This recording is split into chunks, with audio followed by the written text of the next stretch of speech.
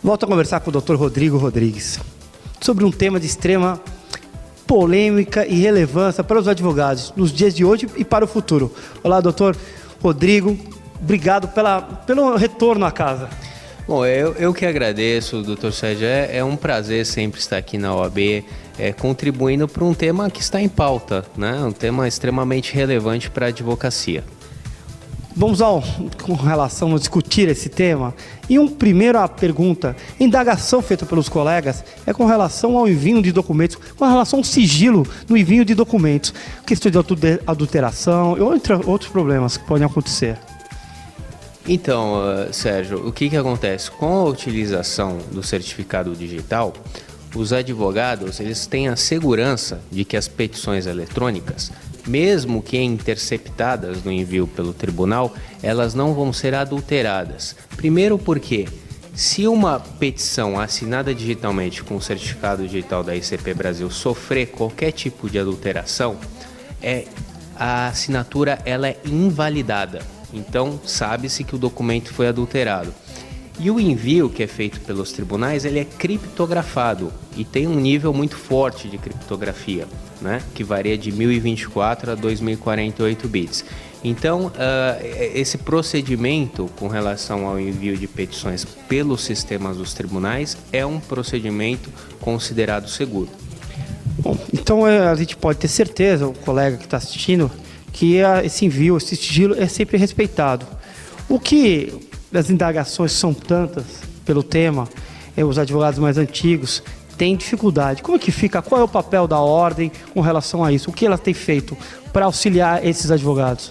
Bom, os advogados com mais idade, da melhor idade, da terceira idade, eles estão sendo atendidos pela OAB por meio de cursos de informática básica, que visa a inclusão digital desses profissionais. E retornando para a pergunta anterior, Sérgio, com relação ao sigilo. Agora os advogados estão preocupados não somente com o sigilo em relação ao envio da peça para que eventualmente seja adulterada. Agora a preocupação também é da publicidade do processo, que antigamente você precisava ir até o balcão do fórum para ter vista aquele processo que é público, a não ser o que esteja com sigilo de justiça. Agora esse processo na íntegra vai estar disponível no site da internet.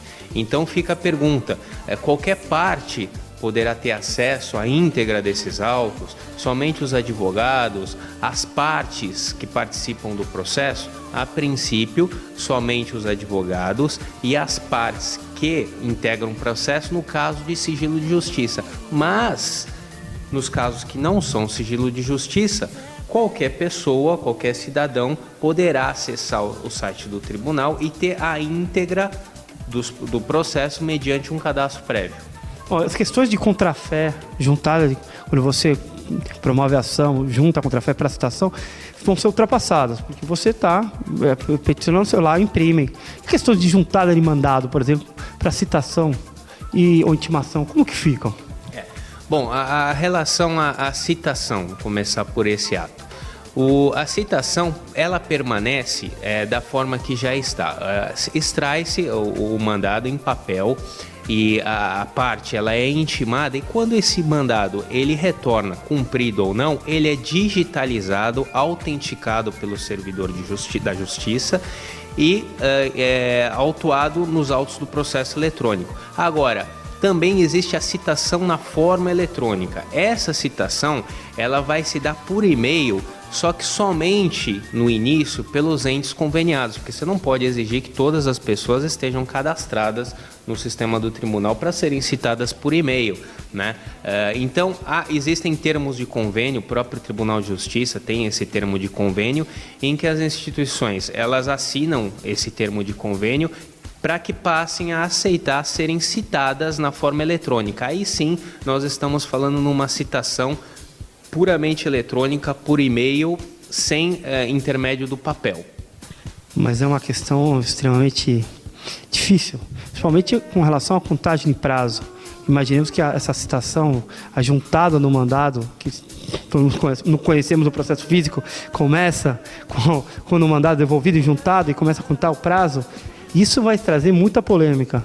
com relação a prazos e tudo mais. Como se imagina, seguradoras dos advogados, você acha que vão entrar em ação? Ou vai ser fácil o público, os advogados, os colegas, começarem a implementar esse sistema, entrar na cabeça deles?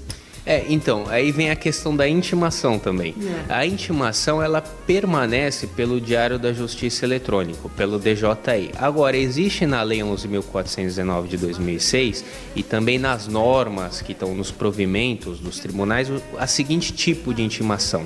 Uma intimação que o advogado ele vai ter que previamente aceitar ser intimado desta forma, ou seja, ele vai dispensar a intimação no Diário Oficial. E essa intimação ela se dá pelo recebimento de um e-mail, que o advogado vai tomar ciência que existe um ato para ele ser intimado no tribunal.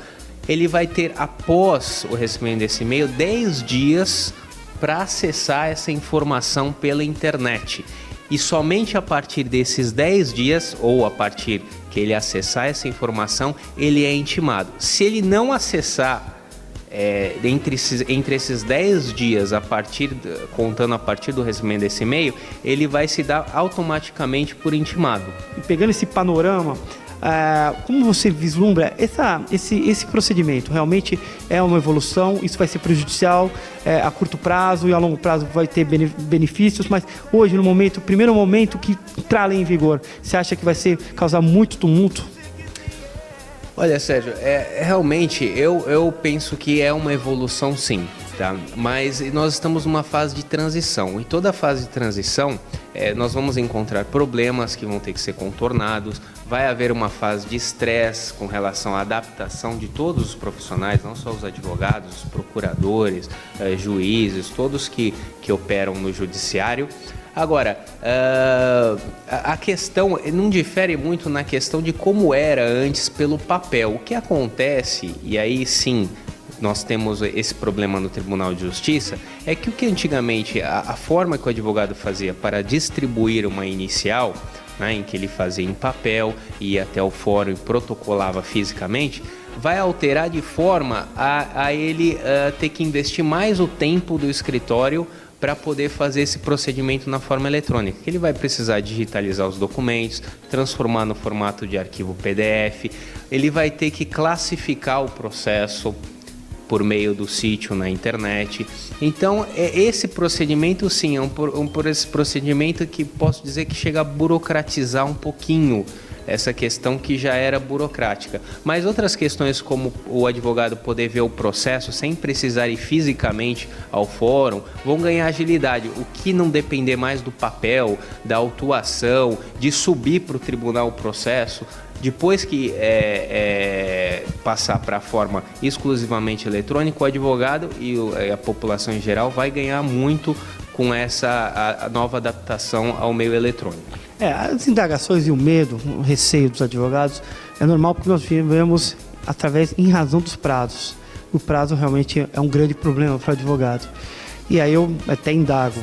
No caso, por exemplo, eu tenho o meu prazo se encerrava hoje e aí acabou a luz ou deu um pau no sistema, que é uma coisa normal. Na verdade, o sistema está lento ou por algum motivo está, entre aspas, deu pau, o sistema está falho. Como roto, o que fazemos, o que faremos se você tem protocolizado no dia final, encerra o seu prato e o sistema está fora? Então, doutor Sérgio, é bom que os advogados saibam que essa exclusividade ela não afasta o acesso à justiça. Então, o advogado, nesse caso, com o último dia de prazo, cai a luz, é óbvio, ele vai ter que fazer prova disso, né? Ele vai ter que fazer prova.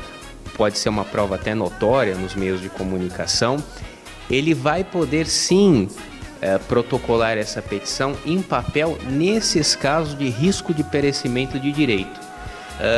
Não só protocolar em papel nesses casos de risco de perecimento de direito, como eu também entendo que numa situação dessa, ele pode pedir a assinatura de um novo prazo, a devolução de um prazo. Mas, a princípio, eu ainda acho que o advogado ele deve, fazendo prova da queda da luz, da falta de operabilidade para que ele possa peticionar, ele deve peticionar essa petição em papel E aí aquela questão, se houver algum entrave, ele deve despachar pessoalmente com o magistrado, explicando a situação. Essas questões são importantes que o Rodrigo está, na verdade, dirimindo para nós, porque fica clara o futuro da advocacia, isso é importante. Mas eu tenho uma indagação, será que vai haver uma integridade entre todos os órgãos federais, municipais, estaduais, com relação à questão eletrônica, à questão da informática, a junção do sistema, ou não é um problema do Estado de São Paulo, um problema local, são problemas locais dos estados, dos tribunais? Como você enxerga essa situação? Você acha que o STF vai adotar isso, que o STJ já adota, mas se vai adotar e vai haver uma integridade entre toda a sistemática, entre todo o órgão judiciário e a informática? Ótima pergunta, Sérgio. Inclusive, por que a internet é um sucesso? Porque o protocolo que se utiliza nela, que é o TCP/IP, foi adotado. E o protocolo que é um idioma que todos podem entender, como nós entendemos o idioma em português. O STF está sim, já tem essa operação de convênio com os tribunais, com instâncias inferiores. Então, quando um tribunal é conveniado com o STF, o processo ele sobe para o STF já na forma eletrônica. Mesma coisa o STJ, mesma coisa o TJ. Agora, os que ainda não estão conveniados por uma falta de compatibilidade, aí sim nós temos situações peculiares que a gente chama que o processo é híbrido. Parte dele está eletrônico, parte dele está em papel. Então pode acontecer sim do processo estar eletrônico e ter que ser impresso em papel para poder ser apreciado e depois que retornar ele ser digitalizado, como também o inverso. Essa é a situação que eu falei da transição. Essa situação da transição do meio físico para o eletrônico, a gente vai encontrar essas peculiaridades que você colocou bem. O objetivo de todos é uma justiça forte, a justiça triunfe e os advogados, juízes, promotores possam realmente exercê-la de uma maneira clara, uma maneira sistemática que possa auxiliar e, na verdade, a sociedade em todo ganhar isso. Esse aqui é o objetivo final. Só lembrar aos advogados que essa procura pelo procedimento digital está ocorrendo e pelos prazos longos que a gente tem para atender todo mundo, se deve porque realmente o advogado se viu numa necessidade. Outra hora ele não entendia que era necessário, urgente usar, e hoje entende. Então, está se estendendo até julho, né, o atendimento. Agosto, temos atendimento até julho e agosto de auxílio para o certificado digital, não é isso? Aqui, por parte da OAB, nós estamos com diversas iniciativas, né? Nós temos os cursos que estão já programados na Escola Superior de Advocacia, já foi aberta uma segunda turma, o primeiro curso já está fechado. Nós temos os mini cursos quinzenais que estão sendo ministrados aqui na OAB. Nós vamos iniciar plantões para os advogados agora no segundo semestre. E você tem uma questão, Sérgio, que eu não sei se foi essa que você quis colocar. Esse atendimento com relação ao processo eletrônico, os tribunais eles vão ter que prestar de forma ininterrupta. Então, uma das exigências com relação à exclusividade é que é o seguinte, o tribunal não pode exigir que o advogado peticione sem que ele disponha dos meios. Então, se o advogado for até o Tribunal de Justiça, for até o fórum, ele vai ter que ter um computador na internet tanto para consultar o processo, como também para peticionar, como também para digitalizar. E isso não é atribuição apenas da OAB, é atribuição também do tribunal. O tribunal ele vai ter que disponibilizar esses meios. A certificação digital ela é fornecida pela OAB, que é uma autoridade de registro, tá? E uma autoridade certificadora também.